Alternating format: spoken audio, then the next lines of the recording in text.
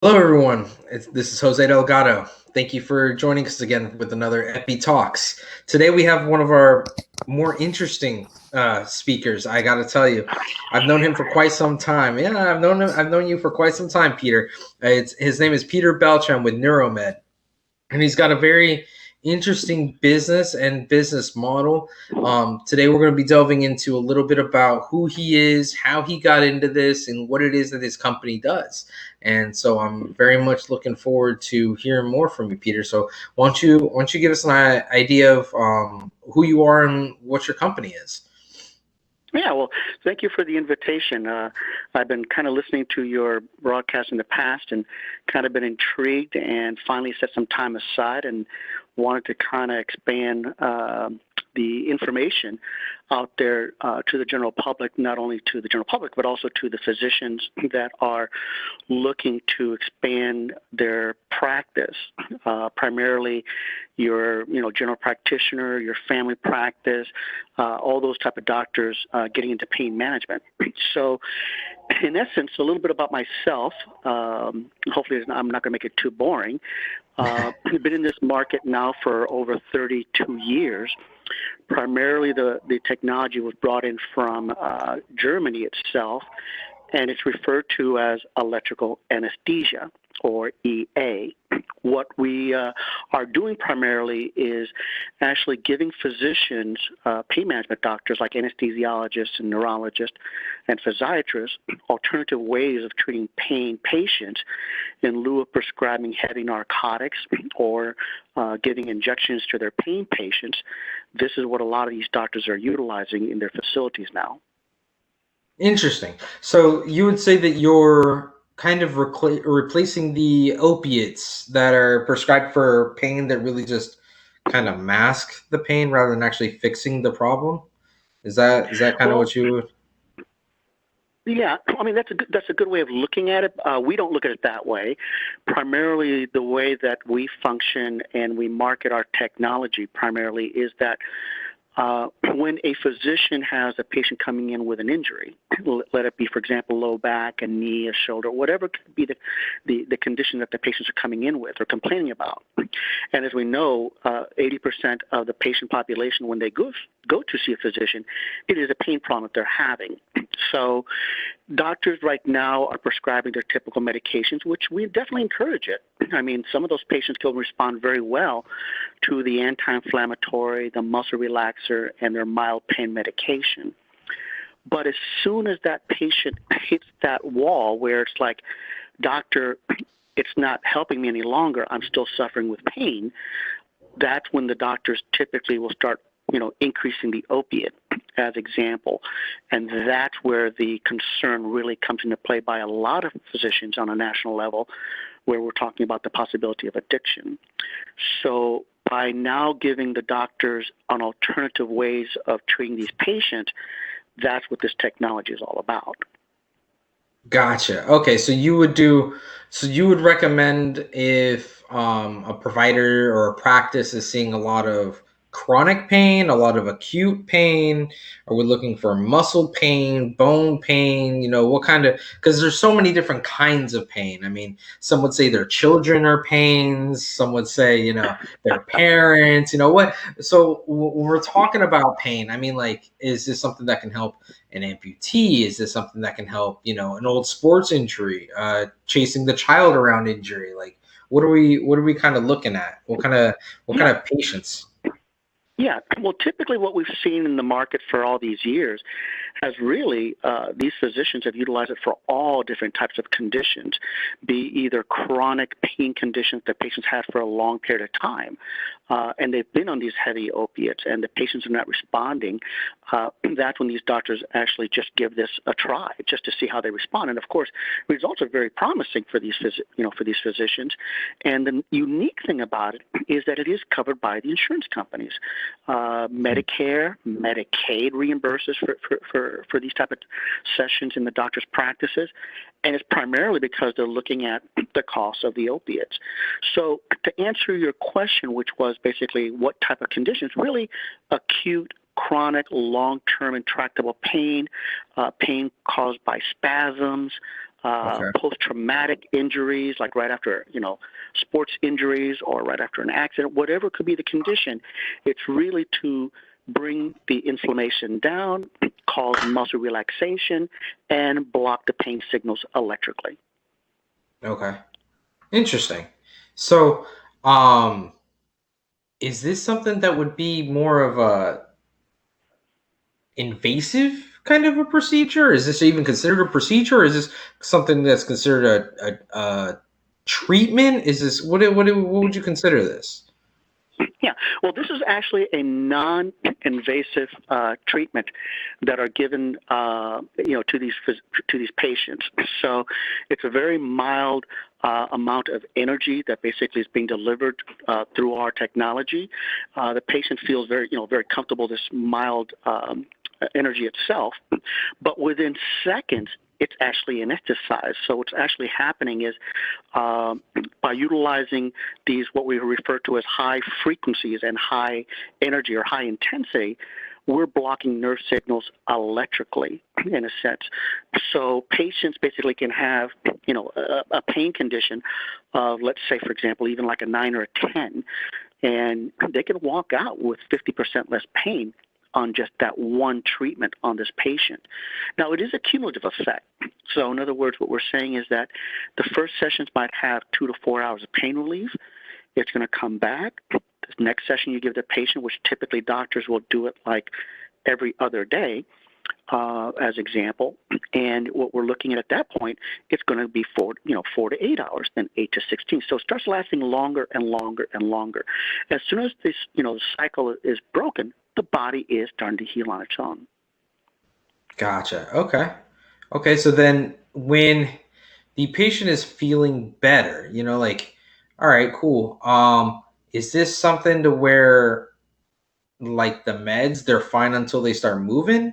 Or is this something to where, they can start attempting to live normally again, or they can be more effective with their home PT? Oh, very good question. Yeah, typically in the doctor's practices, what we're finding, and we basically give the doctors some suggestions of treatment plans, So in essence, when the patients are basically being treated, of course, they're being told, don't go out there and, push yourself. Don't go lambada dancing as example. Mhm. But in essence, what we're trying to do basically is get the body to kind of start to heal on its own. Now, once you get to a certain point in your treatment plan, that's when basically the doctor can refer a patient over to physical therapy or to chiropractic, as example, to start really working on that structural condition. So in other words, start your exercises. Because what's happening is that in pain management for many, many years, when the patient hits a plateau in a doctor's practice, the first thing they do is say, well, I don't know what to do. Let's just go ahead and send you over to physical therapy. The challenge with that is what we're finding is that people in pain really don't rehab properly because there's pain involved. So the key thing is to get them out of the pain first, then refer them over to work on work hardening, work strengthening. So that way you're actually handling that structure part of it. I mean, it makes sense. I always joke with people that when you go into PT, it's almost like if you're a masochist because you're actually paying for the pain. Um, now, as somebody who's been injured and gone to PT, it does work at the end of the day, but you have to put in that work. So you're saying that this would be a little bit more, so this would create better compliance then with the patient. Absolutely, because what's happening once again is that the typical episode of care for many years that we've seen in the workplace, and like I said, I've been doing this for 30 some odd years, is that the episode of care has always been, patients go to their primary doctor, the primary doctor evaluates, gets an x-ray, notices not something structural, but let's just go ahead and, do your anti-inflammatory, your muscle relaxers, and your pain medication. After a few weeks of the patient being on that medication, the patient comes back and says, I'm still in pain. So what happens? They go over they're immediately sent over to physical therapy. By going to physical therapy, they're in actually for anywhere between 6 to 8 weeks is typical protocol for them. Now, if that patient's still in pain, goes back to the primary, and guess what? Now we're increasing the opiate, and now the doctor's having to send the patient out for orthopedic because maybe there is something going on there. So the episode of care basically goes that at the very, very end of this treatment plan, it's really pain management that the patient goes to, especially if they're not candidates for surgical intervention. So they go over to pain management. So what we have said is that basically by putting this non-invasive treatment in the very early onset of an injury, so instead of immediately sending them over to physical therapy, we're basically now having these physicians, these primary physicians, treat these patients, get the pain under control. So instead of 6 to 8 weeks of physical therapy, they're now there just for half the time. So by doing this, now you're getting much faster patient outcomes, and of course, quality of life of this patient is actually increased, and not have to avoid having to have these heavy narcotics in their system or the problem with the addiction. Okay, interesting. So then now I have the magical question: price for a patient. How is this compared to the meds and PT or PT by itself? Like, where does it fall? Are you referring to clarify the question one more time so I understand So if I'm a patient, right, I've got an old sports injury, not hard to believe. I do martial arts, I play soccer. Yeah, I have injuries, I'll have more. So it's really something to where I'm a patient, I come in, my doctor says, hey, let's try this treatment. You've expressed as I do that I don't want to get into heavy opiates for pain. I've seen what it does to people. I don't even want to, I really don't want to touch them. So what would be the cost on my end to go through a treatment plan with a treatment like yours versus PT plus the very good question. Yeah, very good question. As far as the pharmaceutical cost, it really, you're looking at, a typical patient basically who is on heavy, medication right now. They're basically on, anxiety medication, medication for, sleep disorders, because when you're in pain, you don't sleep well. So there's a lot of cost involved in that sense of it. So I don't have an exact pricing on that because there's really no statistics that actually I didn't even think about the soft costs. I was just thinking about the hard cost. Right. No, the soft cost there is that would definitely be a value proposition there. Right. So in essence, when we're looking now at the cost of the actual technology being put in, doctors, on a patient, really for patients, the cost really varies because each insurance company is covering, especially like I said, Medicare and Medicaid. But on average, the the reimbursement for a doctor's practice, and I use Medicare as a number because that we have those hard numbers themselves for billing. Yeah, it's a nice benchmark. Usually, yeah, they're looking at anywhere between $45 to about $75 per visit is what Medicare is paying these physicians. So, and of course, you use Medicare as your lower number, and of course, workers' comp, auto cases as example, those are reimbursed at a much higher rate also. But the cost to a patient in itself also, it's really very minimal because it is covered by the insurance companies. Interesting. So the treatment is what? 15 minutes, 30 minutes, an hour? What are we looking at? Yeah, well, the nice thing about it's like I said, it's a non-invasive, unattended type of treatment plan on a patient. There is, cases where the staff has to monitor the treatment, as example, but it's usually between 20 to about 25-minute sessions.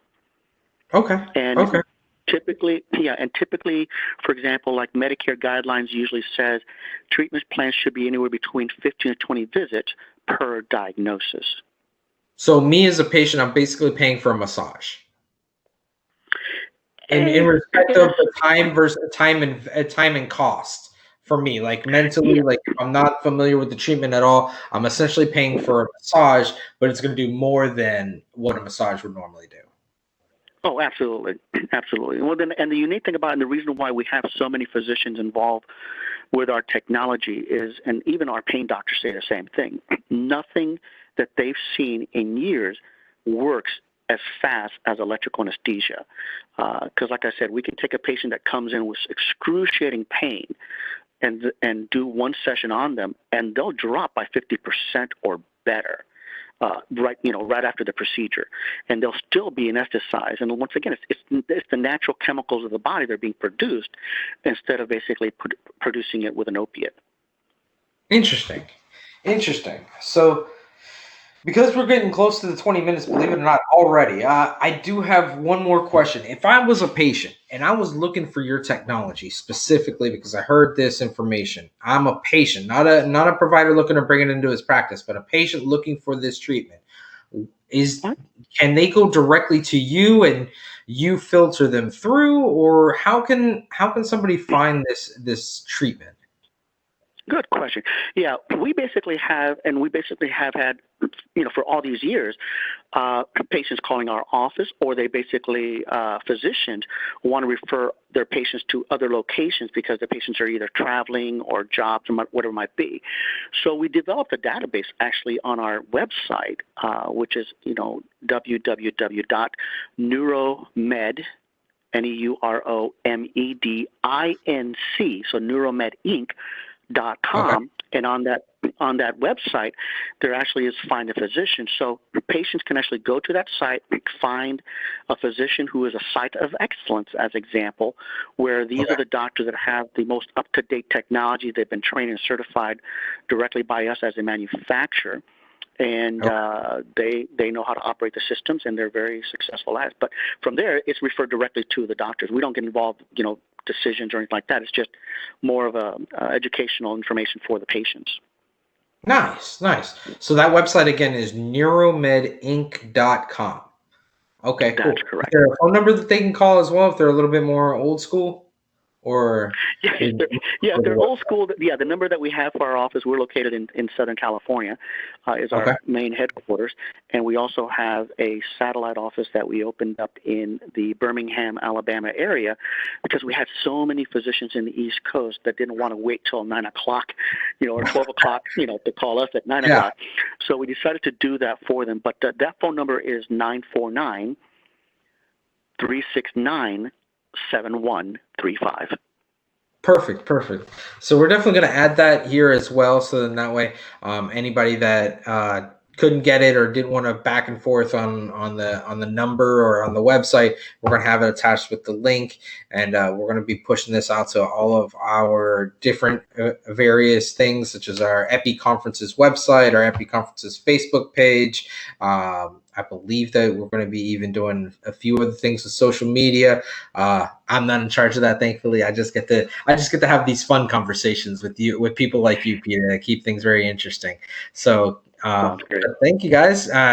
Thank you guys for tuning in with us today. This is Jose Delgado with Peter Beltran with neuromedinc.com.